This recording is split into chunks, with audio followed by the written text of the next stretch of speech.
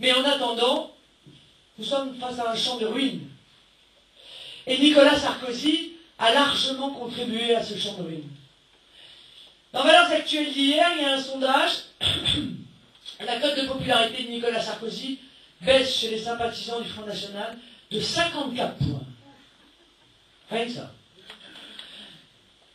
Enfin, les yeux s'ouvrent. Il a fallu un petit peu de temps. Mais le masque est tombé. On avait dit Nicolas Sarkozy, ce sera pire que Chirac. Ben, Nicolas Sarkozy, c'est pire que Chirac. C'est pire que Chirac. Chirac était pire que Mitterrand. Mitterrand était pire que Giscard.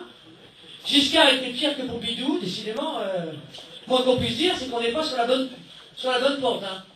Bon. C'est pire que Chirac parce que, somme toute, Chirac, c'était l'inertie. Donc les choses mauvaises continuaient. Mais avec Sarkozy, c'est l'accélération. Les mauvaises choses arrivent de plus en plus vite. Et il les impose. L'immigration, d'abord. Quand je me souviens des discours de Nicolas Sarkozy pendant la présidentielle, mon Dieu, il faut réguler l'immigration.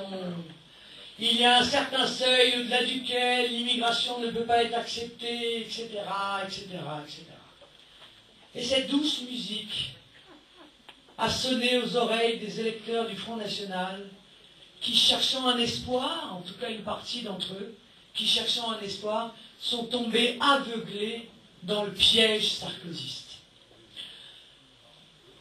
L'immigration sous Sarkozy a été aggravée, multipliée, elle s'est accélérée, puisque à l'immigration subie, on a rajouté l'immigration choisie.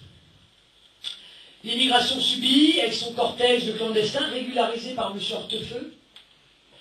L'immigration choisie qui consiste, en dépit de tout bon sens, à aller chercher des immigrés pour remplir des emplois que nous n'avons pas. Que nous n'avons pas.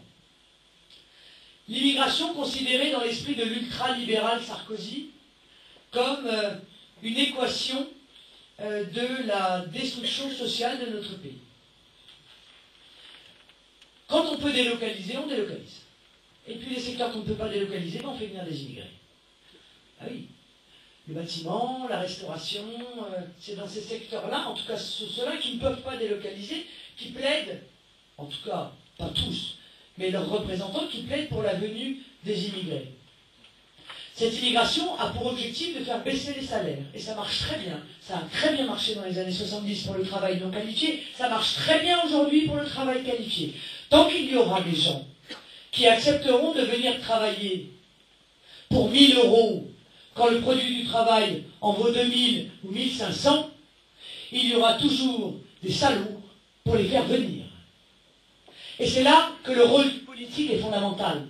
C'est là où ce sont les politiques qui doivent dire non. Sarkozy dit oui. Sous prétexte de compétitivité, on abaisse les salaires progressivement dans un pays dont il faut admettre, mes chers amis, que les salaires sont bas.